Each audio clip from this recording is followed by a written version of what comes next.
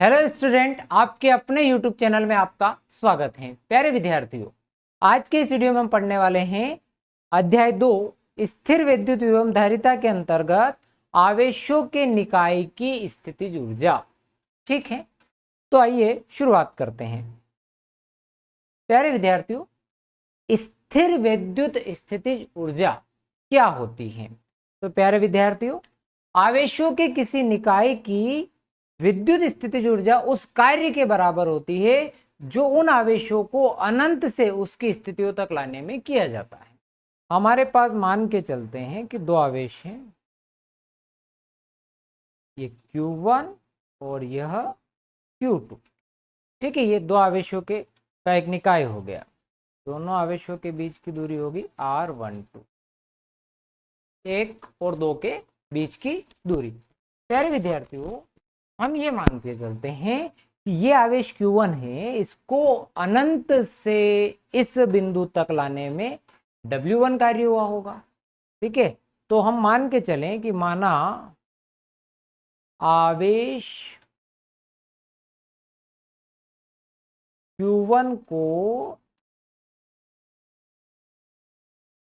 अनंत से A तक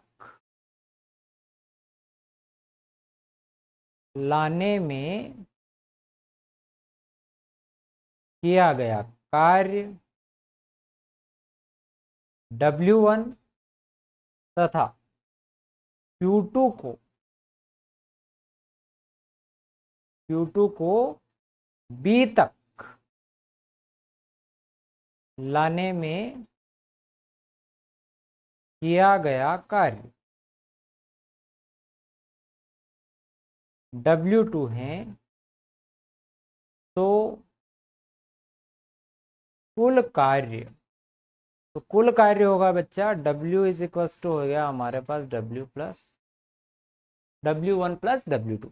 अब डेफिनेशन को एक बार हो कि भाई आवेशों का कोई निकाय है, तो आवेशों के किसी निकाय की विद्युत स्थितिज ऊर्जा उस कार्य के बराबर होती है जो उन आवेशों को अनंत से उनकी स्थिति, यानी ये अनंत से ला रहे हैं, मान लो आवेश Q1 को बिंदु A तक लाने में और आवेश Q2 को बिंदु B तक लाने में, तो उनकी स्थितियों तक लाने में किया जाता है। तो ये जो कार्य हैं, ये आपके आवेशों के निकाय की स्थितिज ऊर्जा।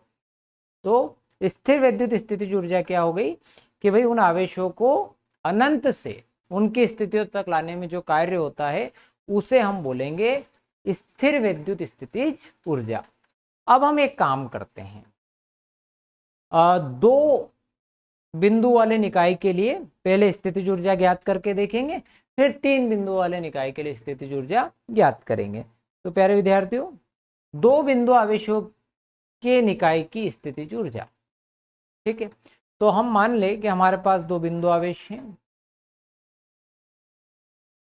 Q1 और Q2, जैसा कि अभी अपन ने देखा, इनके बीच की दूरी R1। ठीक, जैसा हमने यहाँ पर लिखा है कि माना आवेश Q1 को A तक लाने में किया गया कार्य W1 और B तक लाने में किया गया कार्य W2 है ना। तो माना कि दो आवेश Q1 व Q2 बिंदु A व B पर स्थित। ठीक है, अब हमने जैसा यहाँ लिखा था वैसा ही आप लोग ये पूरा लिख लीजिएगा कि आवेश Q1 को अनंत से A तक लाने में किया गया कार्य W1 और Q से B तक लाने में किया गया कार्य W2 है। तो जो कुल कार्य होता है ना, जो कुल कार्य होता है वो होता है W is equals to W1 plus W। ये हो गया यहाँ तक, इसको इक्वेशन फर्स्ट दे। क्या किया गया, दो निकाय के लिए निकालना है। तो सबसे पहले हमने ये माना कि भाई दो आवेश Q1 Q2 का निकाय है, A और B पर स्थित है। तो पहले हम ऐसा मानते हैं कि भाई आवेश Q1 को अनंत से बिंदु A तक लाने में किया गया कार्य W1 तथा आवेश Q2 को B तक लाने में किया गया कार्य W2 है। तो कुल कार्य हो गया आपका W1 प्लस W2। प्यारे विद्यार्थियों, सबसे पहले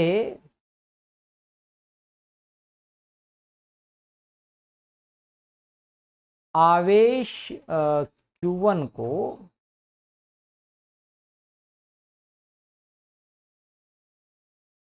अनंत से बिंदु A तक लाने में किया गया कार्य।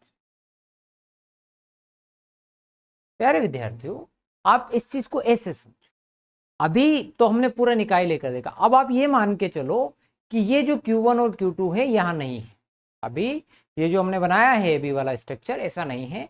अभी Q1 भी नहीं है, Q2 भी नहीं है। सबसे पहले हम ऐसी कल्पना करके चल रहे हैं कि यहाँ कोई आवेश नहीं है इस बिंदु ए पर।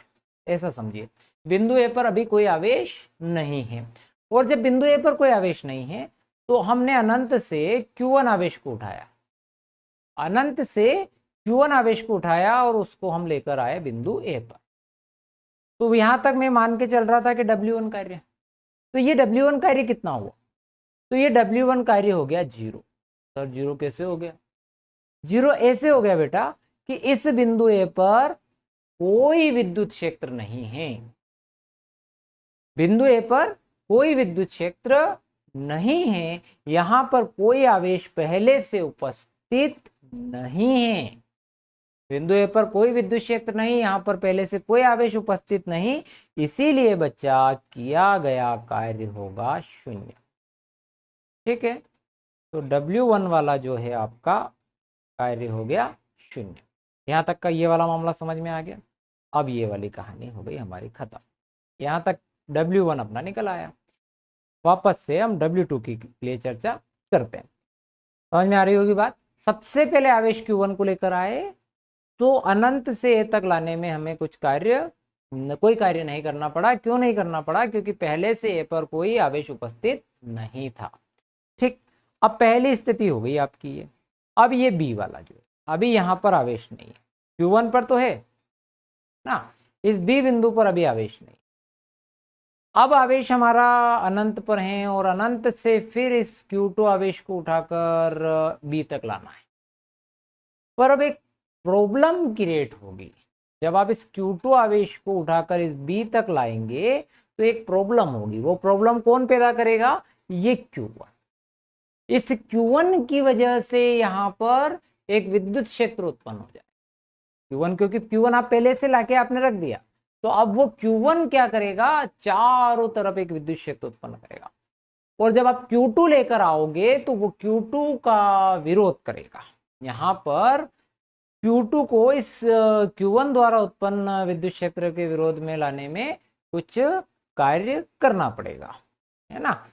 तो अब अपन एक चीज निकाल ले पहले। ये जो Q1 है, इस Q1 की वजह से इस B पर पहले विभव निकाल रहा हूं मैं, है ना। Q1 के कारण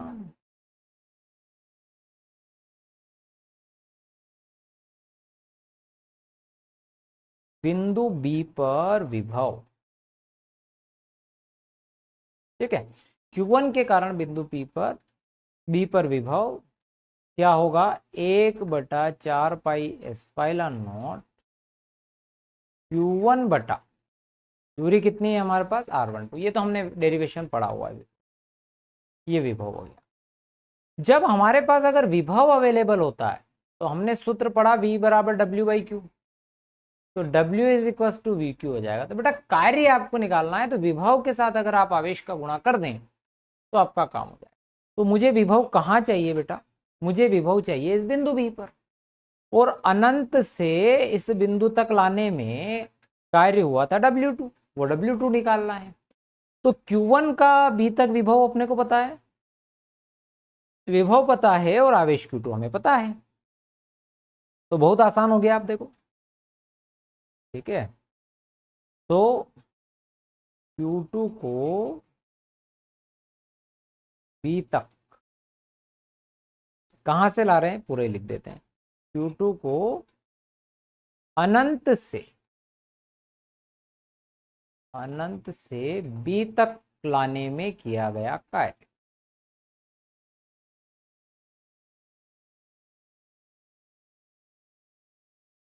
किया गया। ठीक है, तो Q1 के कारण B पर विभव इनटू क्या हो जाएगा भैया आपका आवेश Q2। कौन से फार्मूले के अनुसार? ये विभव के फार्मूले। तो V क्या थी भैया हमारे पास 1/4 pi epsilon not Q1/R12 into Q2। तो क्या हो गया Q1 Q2, ये क्या हो गया आपका W2। अब हमको तो टोटल कार्य चाहिए भाई Q1 Q2 है, क्योंकि हमें पूरे निकाय के लिए नहीं चाहिए। तो कुल कार्य W बराबर W1 प्लस W2। प्यारे विद्यार्थियों W1 तो आपका क्या है 0 है, तो 1/4 pi epsilon Q1 Q2 by R12। अब बच्चे ये जो कार्य आया ना W आपका,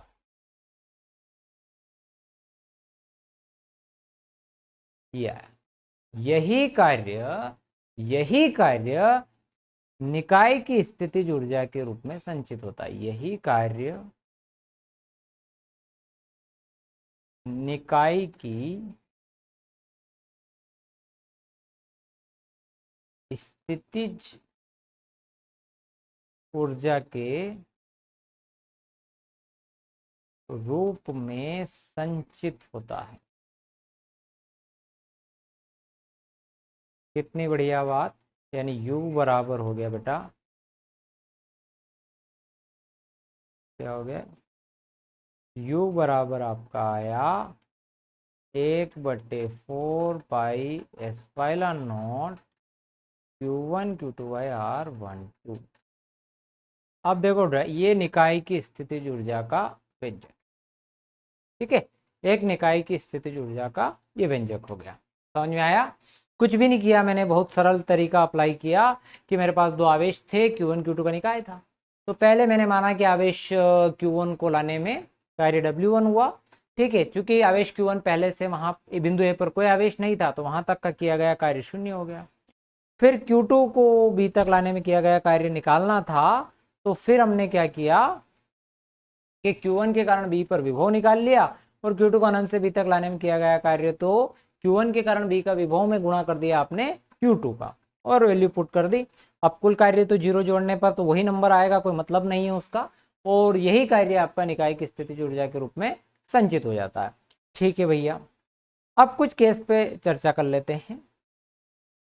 ठीक है, तो केस इसका है फर्स्ट। ठीक है, केस फर्स्ट हमने लिया इसका कि ये जो Q1 Q2 हैं greater than 0, Q1 Q2 greater than 0। अगर ये Q1 Q2 ग्रेटर देन 0 है तो फॉर्मूले के अनुसार तो U पॉजिटिव। ठीक है, फॉर्मूले के अनुसार क्या हो जाएगा U पॉजिटिव। अब ये देखो कि ये जो U पॉजिटिव हो रहा है, तो ये Q1 Q2 या तो दोनों ही आपके नेगेटिव हो या दोनों ही आपके पॉजिटिव। ठीक है, यानी कि इन Q1 Q2 का अगर आवेश एक जैसा है तो इनकी स्थितिज ऊर्जा जो है वो धनात्मक। ठीक है, इनकी जो निकाय की स्थितिज ऊर्जा होगी वो क्या होगी, धनात्मक स्थितिज ऊर्जा के रूप में संचित होगा। ठीक, पहली कहानी। अगर मामला ये हो जाए कि Q1 Q2 लेस देन 0 हो जाए। अब लेस देन 0 कब हो सकता है, तो लेस देन 0 है, यानी कि इस फार्मूले के अनुसार चले तो U आपका नेगेटिव हो गया। कैसे हो गया भाई, Q1 या तो प्लस होगा या माइनस होगा। इसी टाइप से Q2 या तो माइनस या प्लस। मतलब ये देखो, ये माइनस प्लस या फिर ये माइनस प्लस, दोनों ही परिस्थिति में ऋणात्मक हो रहा है। तो आपकी जो स्थितिज ऊर्जा होगी कब, अगर दोनों विजातीय आवेश है तो क्या होता है, आकर्षण बल। विद्युत क्षेत्र में कौन सा बल लगता है, आकर्षण बल लगता है। तो आकर्षण बल के विरुद्ध जो स्थितिज ऊर्जा हुई वो आपकी ऋणात्मक हो गई। और यहाँ धन धन और ऋण ऋण में कौन सा बल लगता है भैया? प्रतिकर्षण। तो प्रतिकर्षण बल के विरुद्ध जो स्थितिज ऊर्जा हो गई वो आपकी हो गई धनात्मक। ये दो केस आपको लेके चलना है दिमाग में, ठीक है। ये दो बातें हो गई। तो आपको जब भी दो आवेश दे दे और उनके निकाय की स्थिति ऊर्जा निकालनी हो तो इस फॉर्मूले का सीधा सीधा उपयोग करिएगा, बहुत ज्यादा दिमाग लगाने की जरूरत नहीं है। केवल आवेश पॉजिटिव है नेगेटिव है इस बात को जरूर देखिएगा। तो ये दो केस अपने को दिमाग में लेकर चलना है। अब हम इसी चीज को तीन बिंदु आवेशों के निकाय की स्थिति ऊर्जा निकालने का प्रयास करते हैं कि अगर हमारे पास तीन आवेश आ जाए तो क्या करेंगे। तो माना कि तीन बिंदु आवेश Q1 Q2 व Q3 क्रमशः बिंदु ए बी व सी पर स्थित हैं, ठीक। अब वही वाली बात कहानी होगी कि भाई Q1 को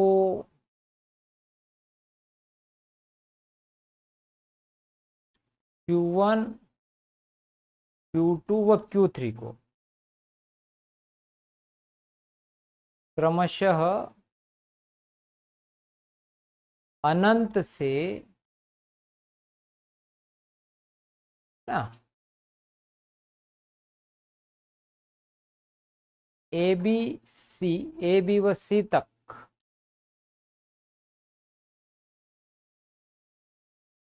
लाने में किया गया कार्य। तो क्या होगा बेटा भाई, लाने में किया गया कार्य, अनंत से ABC तक लाने में किया गया कार्य W1 W2 व W3 होगा। अलग अलग मान लिया अपन ने ऐसा। तो कुल कार्य क्या होगा? तो कुल कार्य पहले की तरह तीनों को जोड़ देंगे भैया। तो W1 plus W2 plus W3 को भी एक। अब ठीक है भैया, पहले की तरह करना है पूरी जो मामला जो जमाना है। जैसे कि ये मैंने कहा कि तीन बिंदु हैं ABC, ठीक है। पहला वाला आपका Q1, दूसरा वाला आपका Q2 और तीसरा वाला आपका Q3, ठीक। अब पहले Q1 को अनंत से A तक लाने में किया गया कार्य, बोलो क्या होगा? शून्य होगा सर। क्यों होगा?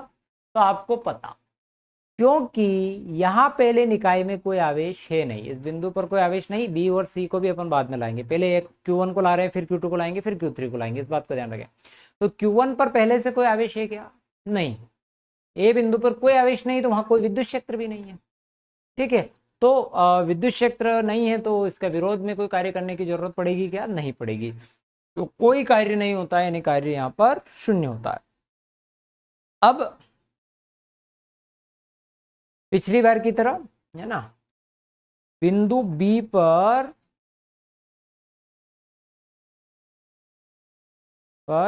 Q1 के कारण विभव,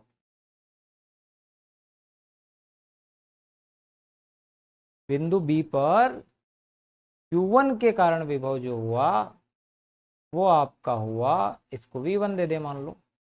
तो 1/4 पाई एप्सिलॉन नॉट, ठीक है, Q1 बटे, अगर मैं इस दूरी को R12 दे दूं तो ये R12, ठीक। अब Q2 को अनंत से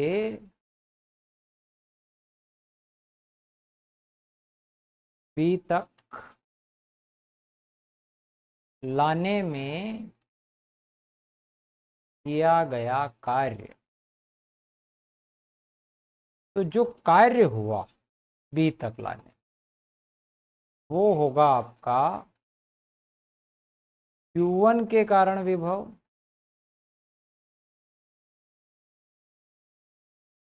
इनटू हो गया Q2। Q1 के कारण जो विभव हुआ वो हुआ 1/4 पाई एप्सिलॉन Q1 बटे R12, Q1 Q2 बटे R1। इसी टाइप से Q3 को,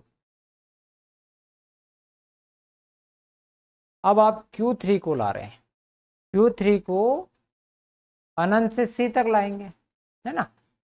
Q3 को अनंत से C तक लाने में किया गया कार्य, Q3 को अनंत से C तक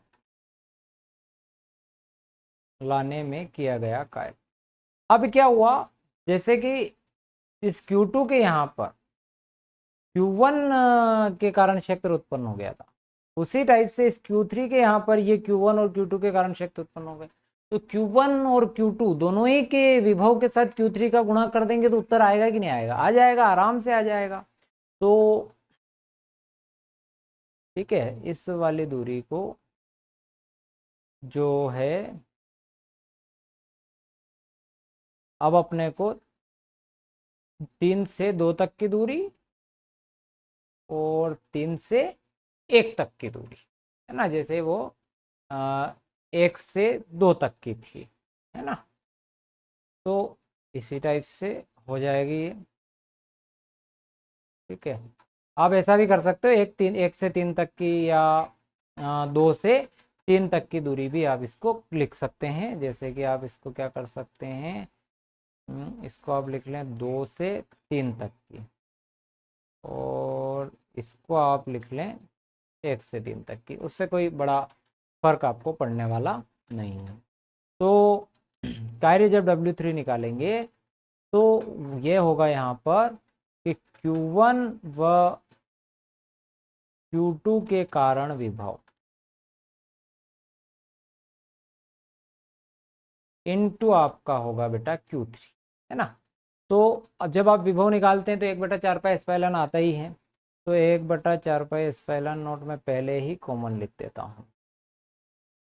अब हुआ ये कि जो Q1 की वजह से दूरी देखेंगे तो Q1 बटे दूरी हो जाएगी आपकी R13, और Q2 के लिए देखोगे तो R23 इनटू आपका हो गया यहाँ पर Q3। तो ज़्यादा से ज़्यादा क्या हो जाएगा भैया, ये हो गया 1/4 पाई एप्सिलॉन।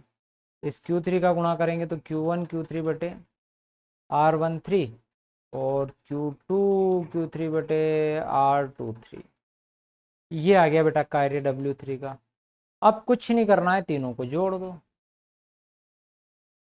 कुल कार्य, या फिर आप क्या करेंगे समीकरण 1 से कुल कार्य।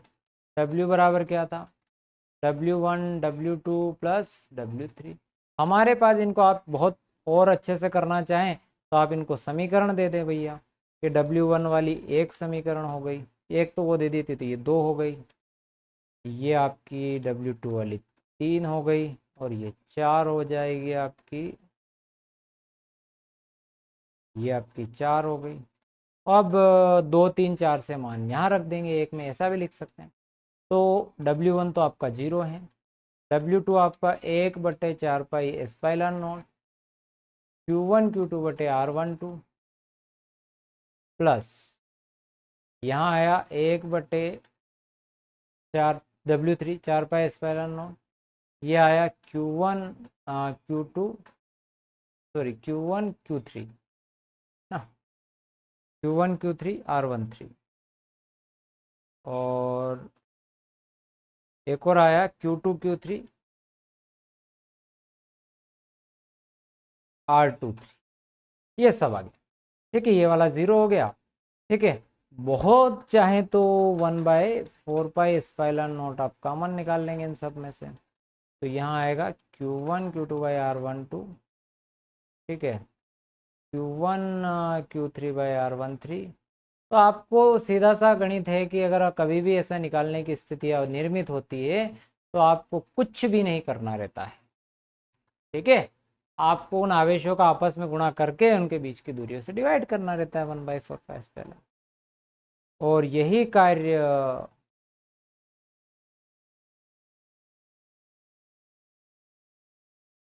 स्थितिज ऊर्जा के रूप में संचित होता है।